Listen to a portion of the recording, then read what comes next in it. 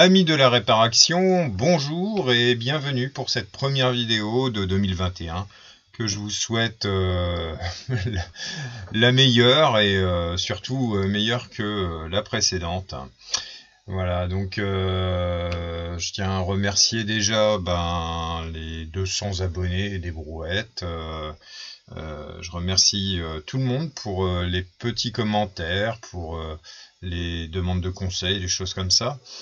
Alors je tiens à dire que le but de ma vidéo est essentiellement de démontrer que les choses sont réparables, que contrairement à ces idées reçues qu'on a depuis trop longtemps, un appareil en panne ne se jette pas. Il peut être réparé, c'est pas toujours facile, c'est souvent technique, mais avec le bon équipement, avec la patience, la minutie qu'il faut, et puis quelques connaissances de base évidemment, on peut réparer les appareils, même les plus récents.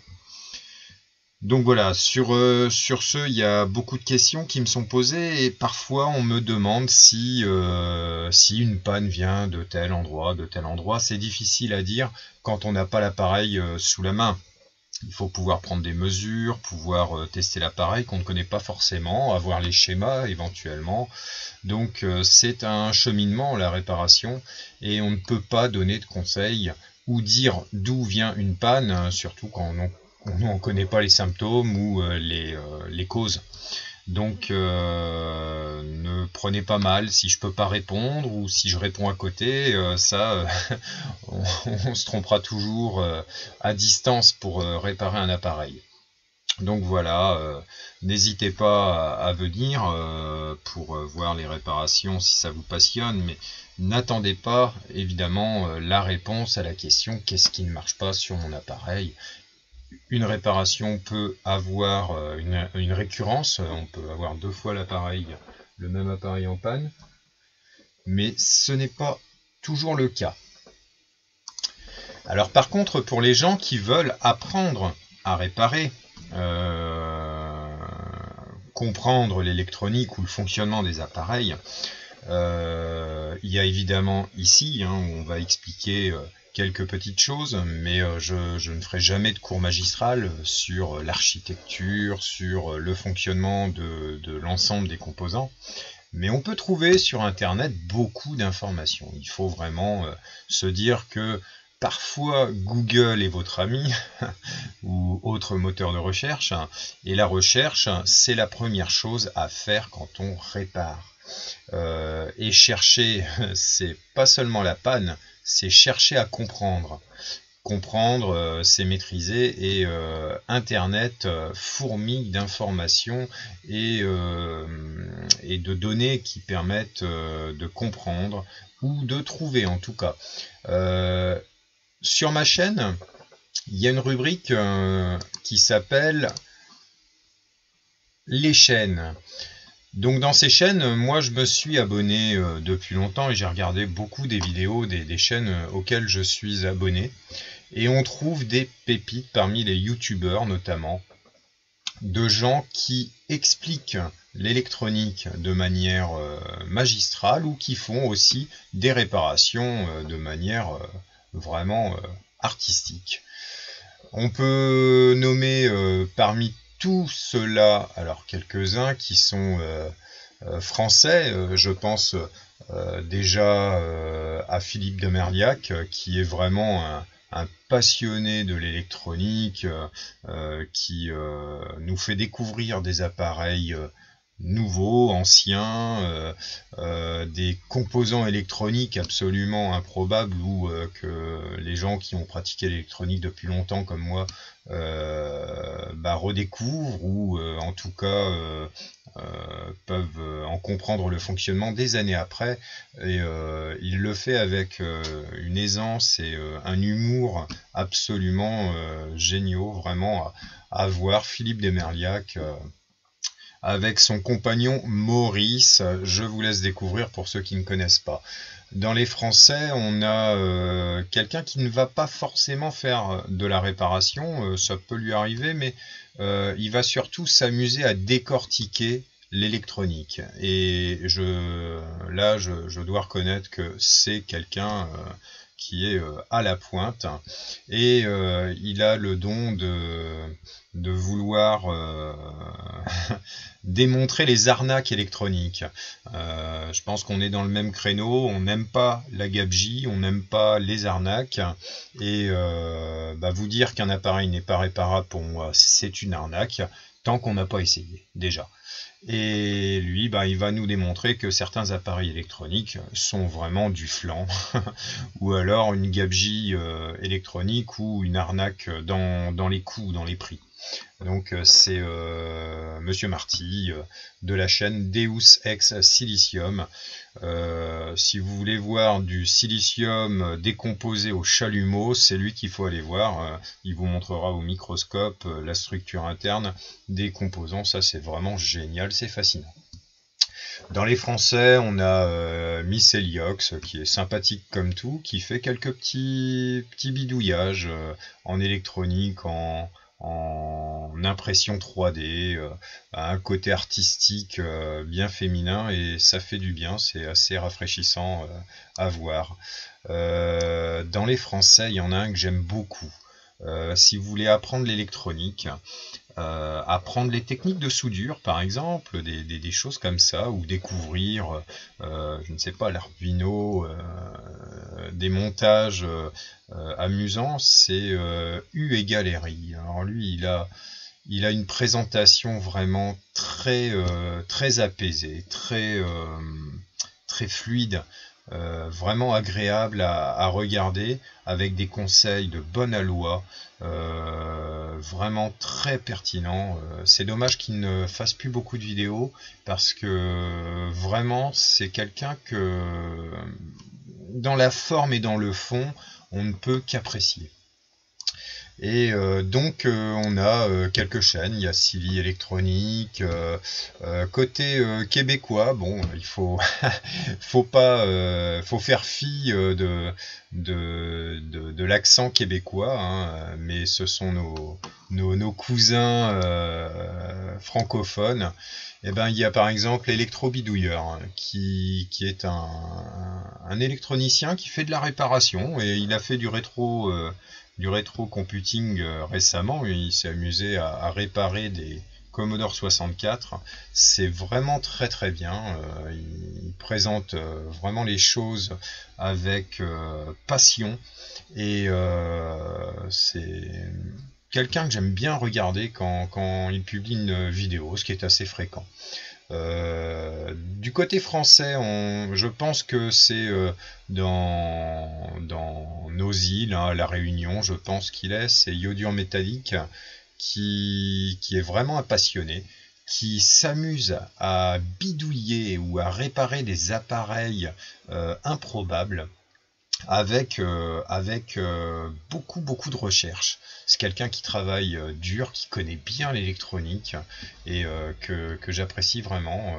C'est pareil, il fait pas beaucoup de vidéos, mais quand il en fait, c'est sympa, puis c'est très varié. Il fait de la haute puissance, de la micro soudure, enfin il touche un petit peu à tout. C'est quelqu'un que j'aime bien. Il faut savoir toucher à tout. Ça, c'est vraiment quelque chose de primordial quand on fait de la réparation, parce que on peut être amené à faire plein de choses, pas que de l'électronique. Et le maître mot, c'est savoir s'adapter. L'adaptabilité, c'est le maître mot, hein, quand on bricole, et ceux-là, ils savent y faire. Dans la réparation de téléphones, d'ordinateurs, alors il y a deux personnes qui m'inspirent pas mal, parce que ils sont vraiment très doués, très forts, très sympas. C'est Okazout, ils sont français, du côté d'Avranches, je crois, donc en Bretagne, région dans laquelle je suis, qui est très pointu, qui connaît très bien les architectures des téléphones, des ordinateurs, et ce qui permet justement de comprendre un dysfonctionnement quand il y a une panne d'un composant. Et il l'explique dans certaines vidéos, et il le fait très bien. Vraiment, c'est du bon boulot. Il le fait évidemment pour pour montrer la réparabilité des appareils. Hein. N'allez pas l'embêter non plus parce qu'il est en entreprise. J'espère l'être prochainement. Et évidemment, il doit déborder de questions, mais je pense qu'il apporte plus de réponses qu'il n'appelle les questions. Donc, faut pas embêter ce genre de personnes. Mais vous pouvez de toute façon, si vous avez besoin de faire réparer quelque chose, un téléphone ou un ordinateur portable chez lui, hein, je pense qu'il fait les devis par internet. Et enfin, un Anglais qui est simplement génial. Je crois qu'il est d'origine roumaine. C'est, si je ne m'abuse, Romin, qui est Electronic Repair School. Lui, pareil, il fait des petits cours d'électronique. Il s'est même amusé à monter une alimentation à découplage à partir de rien, un petit bout de papier. Il a fait une alimentation et il l'a expérimenté.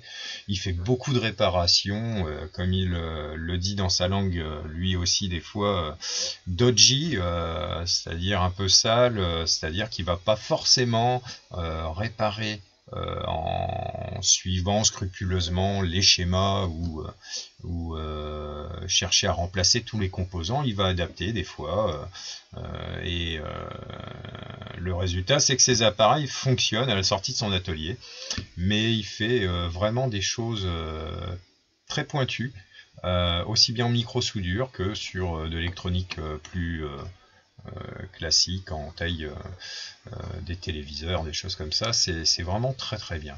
Il y a d'autres chaînes, alors je les ai peut-être pas enregistrées ici, mais il y a un second québécois qui est très très bien aussi. Alors je la mettrai dans les abonnements ici prochainement parce qu'il est hyper pointilleux, il explique toutes les bases de l'électronique de A à Z, hein, et vraiment très très pointu. Vraiment, on apprend beaucoup de choses sur chacun des composants, sur les notions de, je sais pas, résistance, capacitance, impédance. Il va expliquer tout ça et il le fait de manière démonstrative avec les instruments et il aide à comprendre visuellement des principes qui sont souvent nébuleux pour les débutants.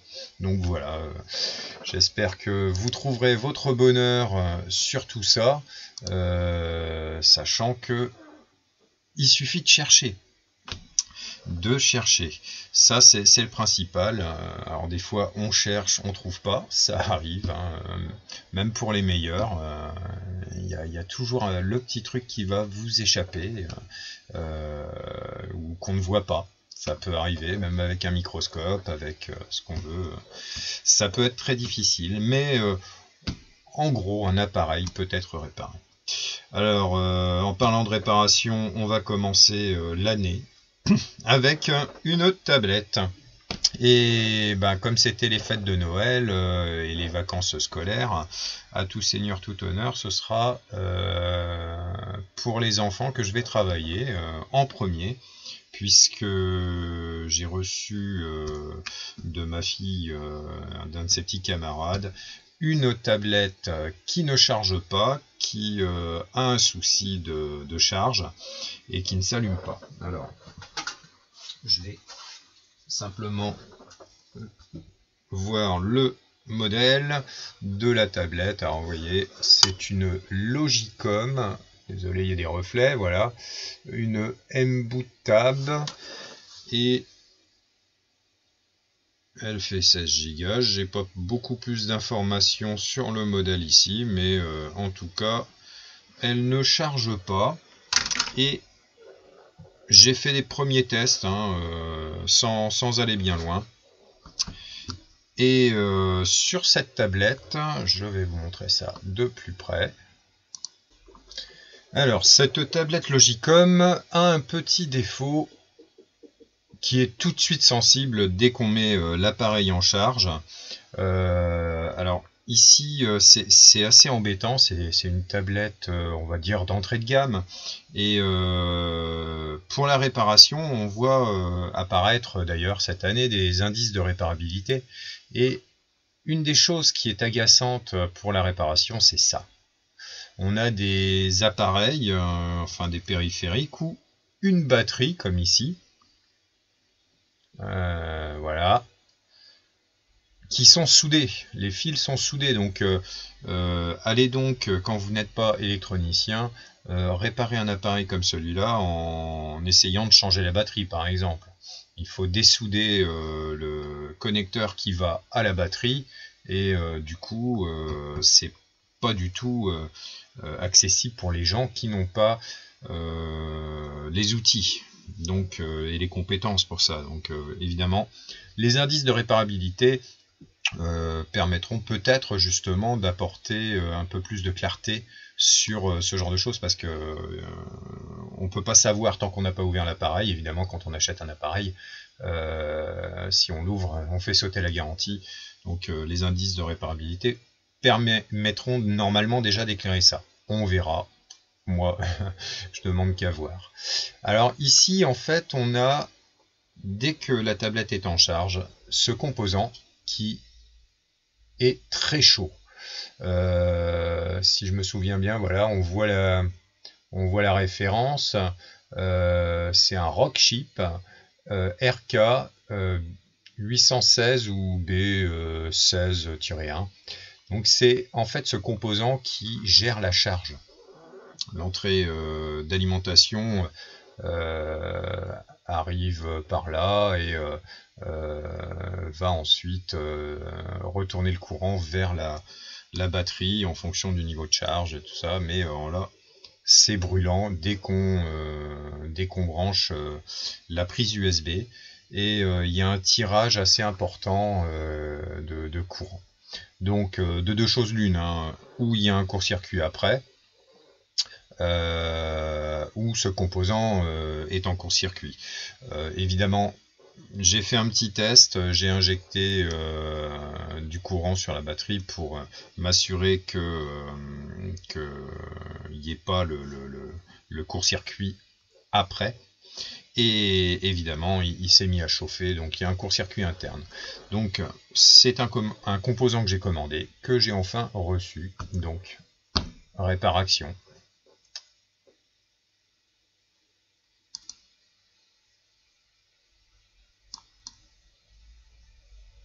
Alors, on passe sous le microscope, là je passe sous l'amscope, pour passer à la phase de dessoudage du composant défectueux. Alors l'image est un peu floue, je me suis rendu compte que je n'avais peut-être pas le bon binoculaire, donc je vais en changer prochainement. Et donc le composant qui nous embête, c'est celui-ci. Alors on repère évidemment la pin 1 qui est là, et on va commencer par le dessoudage. Alors, avant de procéder à ça, évidemment, on a remarqué que juste en dessous, on a,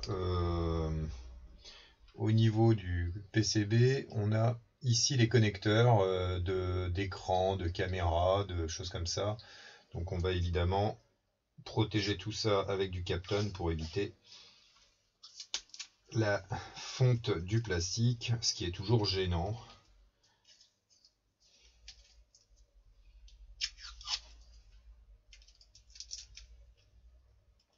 Voilà. Et donc on procède au dessoudage. Alors un peu de flux.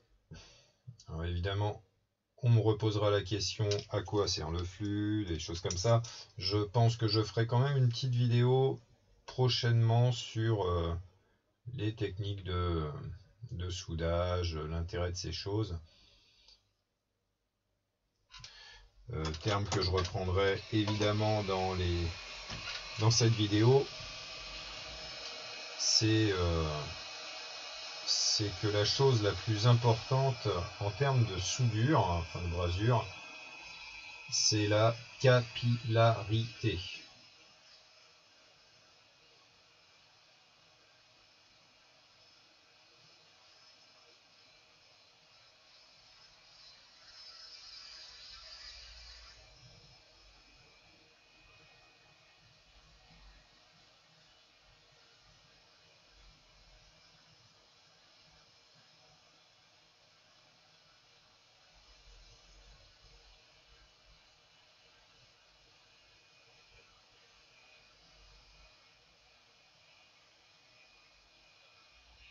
Voilà.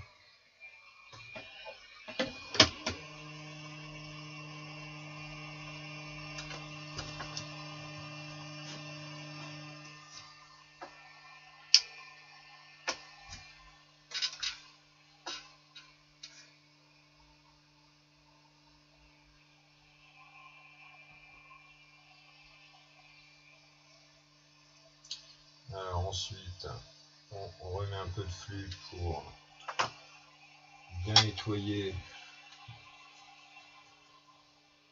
les points de contact.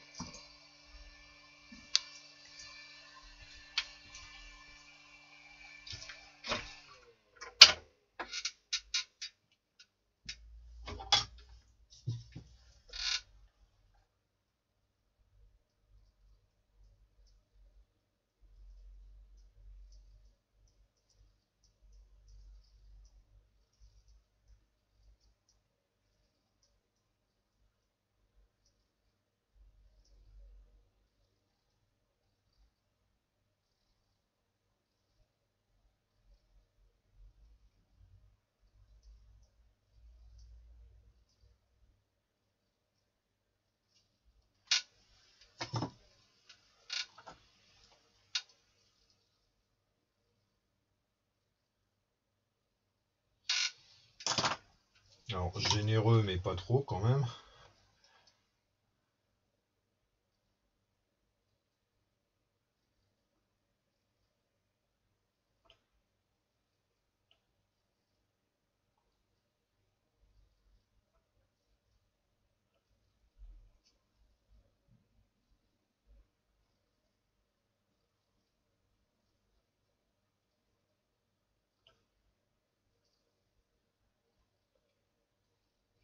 Ok.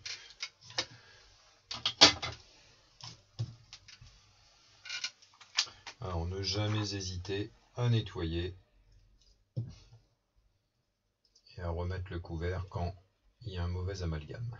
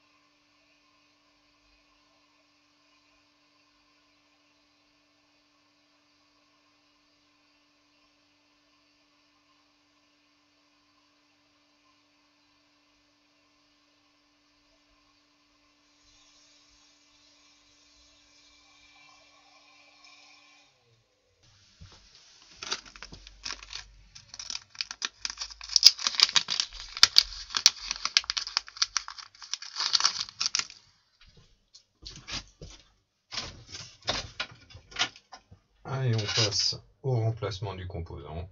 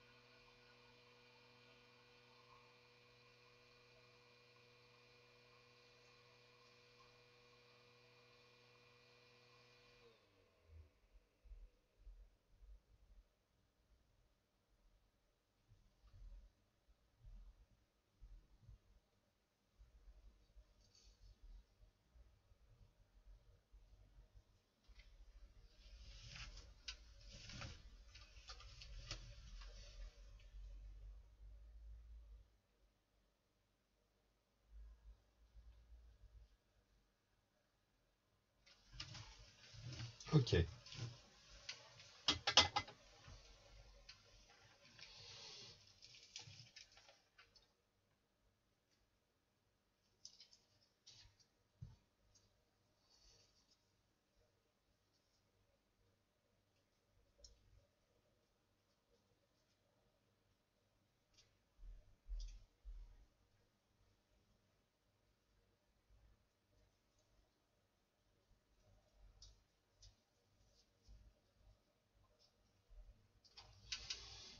Et ben donc, opération nettoyage.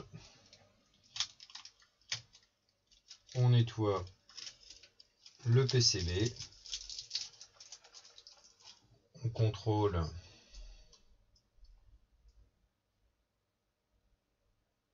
que les soudures soient alignées.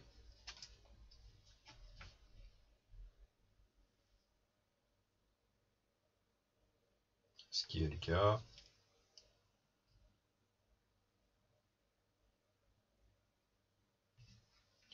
On va nettoyer un petit coup à la brosse.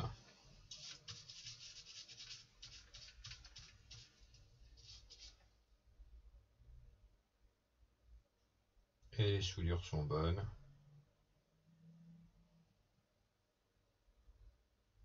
Manifestement, on peut remonter. Donc, on sèche tout ça, on remonte et on fait un test. Alors voilà, on a fini le remontage de la tablette. Et il y a une bonne et une mauvaise nouvelle. Alors la bonne nouvelle, c'est que ça s'allume. Voilà. La bonne nouvelle, c'est qu'au niveau électronique, c'est bon. La tablette charge, elle s'allume, mais c'est tout. Voilà. Elle bloque complètement sur le logo de démarrage. Et j'ai essayé de réinitialiser le logiciel. Ça se fait en... Alors sur certaines tablettes, c'est en appuyant sur le plus et le moins. Là, il n'y a pas de bouton plus et moins. Je crois que c'est en maintenant le petit bouton qui est de ce côté-là. C'est jamais évident ce truc-là. Voilà, ça y est. Donc là, on voit très bien qu'on accède au menu système, dans lequel on peut réinitialiser la tablette. On a quelques opérations, notamment on peut voir les mises à jour par ADB, donc par le connecteur USB ou par une SD card. Et le problème, c'est que ce modèle-là, une M-Boot Tab 10, bonne année pour trouver le firmware. J'ai cherché sur internet, on peut l'avoir éventuellement en payant, mais bon, voilà. C'est pas la peine d'aller beaucoup plus loin, je pense. On va éteindre la machine et la rendre comme ça. C'est dommage. Voilà, c'est là que le bas blesse dans la réparation, notamment des appareils électroniques communicants, ordinateurs, tablettes, téléphones. C'est que quand il y a un blocage d'OS, eh ben on est coincé. Voilà, on peut plus rien faire. Donc dodo. On commence l'année sur une réparation réussie, mais sur un échec pour l'utilisateur final. Je suis vraiment désolé pour ce petit bonhomme qui espérait avoir sa tablette fonctionnelle, mais malheureusement, elle s'allume, mais elle va pas plus loin. C'est une brique fonctionnelle. Donc voilà, écoutez, on regardera pour une autre réparation à venir. J'ai une autre tablette justement qui devrait elle pouvoir fonctionner, c'est pour un bambin qui me l'a envoyé. Donc j'attends le composant pour le dépannage. Dès que je l'ai, on fait la vidéo. On se revoit prochainement parce que des réparations, ça va pas manquer. Allez, à la prochaine vidéo et puis portez-vous bien. Salut!